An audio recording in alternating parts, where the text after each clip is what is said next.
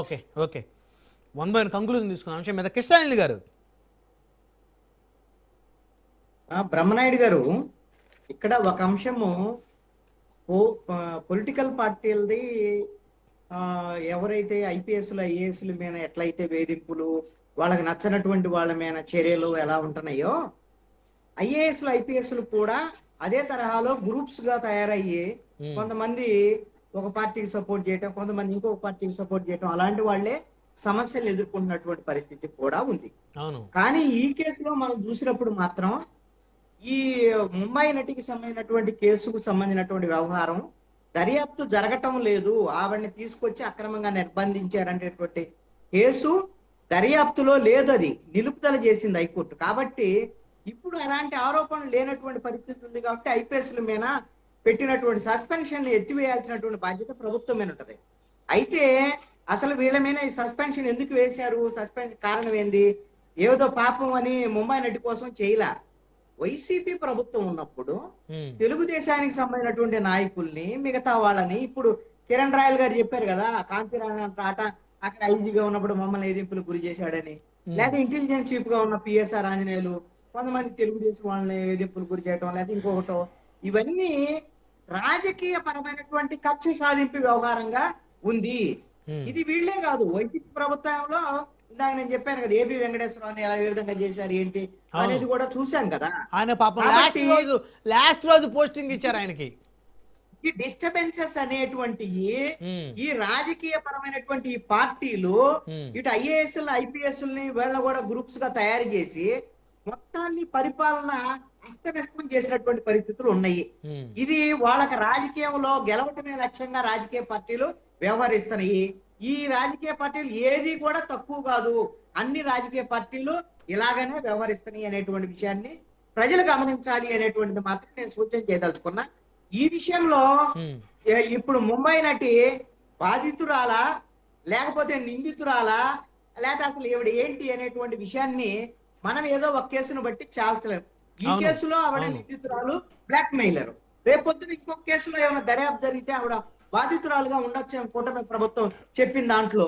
మరి ఆ కేసు దర్యాప్తే జరగటంలా, మరి హైకోర్టు ఆత్మన్నప్పుడు నిలుపుదల చేసినప్పుడు ఆ దర్యాప్తు జరిగేటువంటి విధంగా ప్రభుత్వం చర్యలు తీసుకొని వెళ్ళి కోర్టు అప్పీల్ చేసుకొని దర్యాప్తు జరిగేటువంటి విధంగా చూడాలి కదా. అంటే ఇది మొత్తాన్ని ముంబై నటికి సంబంధించిన కేసు వదిలేసింది ఆంధ్రప్రదేశ్ కూటమి ప్రభుత్వం. మర్చిపోయారు, అవన్నీ మర్చిపోయారు. ఇప్పుడు సిఐడి కొత్తగా మళ్ళీ విచారణ చేసి అంశాలు వస్తేనే మనకు గుర్తొచ్చింది. ఐపీఎస్ వాళ్ళని సస్పెండ్ చేశారు, వాళ్ళ అవసరాలు తీరిపోయినాయి, ముంబై నటితో పని లేదు. ఇప్పుడు జిందాల్ కోసం ముంబై నటి మీదే ఏకంగా షార్ట్ షీట్ వేయించారు. జిందాల్ తోటి ఏంటి అవసరం ఏంటి? కాదు కిషన్ గారు, జిందాల్ తోటి ఏంటి అంత అవసరం ఏంటి? ఏమంటారు? జిందాల్ తోటి రాష్ట్ర ప్రభుత్వానికి అంత అవసరం ఏంటి, అంత ఇంట్రెస్ట్ ఏంటి అంటున్నా మీ వ్యాఖ్యలను బట్టి. ఒక రాష్ట్ర ప్రభుత్వం, ఈ రాష్ట్ర ప్రభుత్వానికి ఏముందండి, ఇప్పుడు తెలుగుదేశము జనసేన, నేను ఒక మాట చెప్తాను, తెలుగుదేశం వాళ్ళు ముంబై నటి వచ్చినప్పుడు కేసు పెట్టినప్పుడు ఏం ఆరోపించారండి? తెలుగుదేశం వాళ్ళు జిందాల్కు సంబంధించినటువంటి వీళ్ళకు ఉన్నటువంటి బంధం వల్ల, వైఎస్ఆర్ కాంగ్రెస్ పార్టీకి ఉన్నటువంటి బంధం వల్ల జగన్మోహన్ రెడ్డి కావాలని ముంబై నటిని తీసుకొచ్చి ఇక్కడ అక్రమంగా జిందాల్ కోసం తెచ్చాడు. జిందాల్ వెళ్ళి జగన్ అడిగితే జగన్మోహన్ రెడ్డి గారిని ఆయన ఐపీఎస్ పురమాయించాడని మాట్లాడారు కదా. అవును అవును, అదే తెలుగుదేశం వాళ్ళని ఇప్పుడు నేను అడుగుతున్నాను, మీరు జిందాల్తో మీరు సంబంధించినటువంటి వ్యవహారం, వ్యాపార లావాదేవీలు, స్టీల్ ప్లాంట్ లో మళ్ళీ మీకు రిలేషన్ ఏర్పడింది. మీరు అందుకని వైసీపీ చేసిన పని మీరెందుకు చేయలేదని అనుకోవాలి.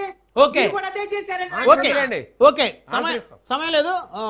సార్ అన్ని మా మీద అలిగేషన్ చేసినప్పుడు మాకు దయచేసి సమయం అండి సార్. నేను ఒకటే అంటున్నా, ఇప్పుడు సజ్జన్ జిందాల్ గారిని మేము ఎక్కడైనా సపోర్ట్ చేస్తున్నామా? ఒకవేళ మేము నిజంగా సపోర్ట్ వ్యతిరేకించట్లేదే.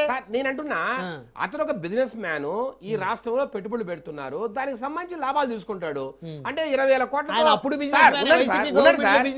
ఉండండి, 20,000 కోట్లతో ఒక వ్యక్తి ఇక్కడికి ఆంధ్రాకి వచ్చి ఒక స్టీల్ ఫ్యాక్టరీ పెడితే ఈ కేసు కోసం డబ్బులు పోగొట్టుకుంటాడా? ఏం మాట్లాడుతున్నారు సార్? ఇప్పుడు ఇంత పెద్ద అనలిస్టులు, నాలెడ్జ్ పరులు చిన్న చిన్న విషయాల దగ్గర ఎందుకు మిస్టేక్ చేస్తున్నారు? 20,000 కోట్లతో సార్ స్టీల్ ఫ్యాక్టరీ పెట్టేది ₹1 కాదు. ఉండండి సార్ మీరు చంద్రబాబు నాయుడు గారిని విమర్శిస్తారు చెప్పండి సార్. చంద్రబాబు నాయుడు గారికి ఇంతకన్నా పెద్దోళ్ళు తెలుసు సార్. చంద్రబాబు నాయుడు గారికి సజ్జన్ జిందాల్ కన్నా పెద్దోళ్ళు తెలుసు. వాళ్ళ దగ్గరే ఇప్పుడు లబ్ధి పొందరు ఆయన, వీళ్ళ దగ్గరే లబ్ధి పొందుతాడు. అసలు సజ్జన్ జిందాల్ ఎవరు, నవీన్ జిందాల్ ఎవరు, వాళ్ళు ఏ పార్టీ? కాంగ్రెస్ పార్టీ. ఎప్పుడో బొగ్గు కుంభకోణంలో వాళ్ళు నిందితులు సార్. ఇవన్నీ చెప్తే ఒక గంట పడుతుంది నాకు కూడా. నాకు కూడా కొంత ఐడియా ఉంది సార్. నేనంటున్నా వైసీపీ సార్, మేము ఎక్కడ మాట్లాడాం?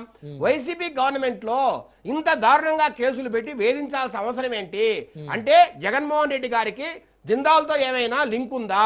ఓకే, ఉందా అని క్వశ్చన్ చేయాలి సార్. అదే ఇప్పుడు మీరు చెప్పాలి దానికి ఆన్సర్ మేము, లేకపోతే ఎందుకు సార్? సార్ నేను అడుగుతున్నా సార్ దయచేసి వినాలి సార్ దయచేసి వినండి సార్. నేను 2 ప్రశ్నలు సూటిగా అడుగుతా కృష్ణాజీ గారు, మిమ్మల్ని బ్రహ్మనాయుడు గారిని.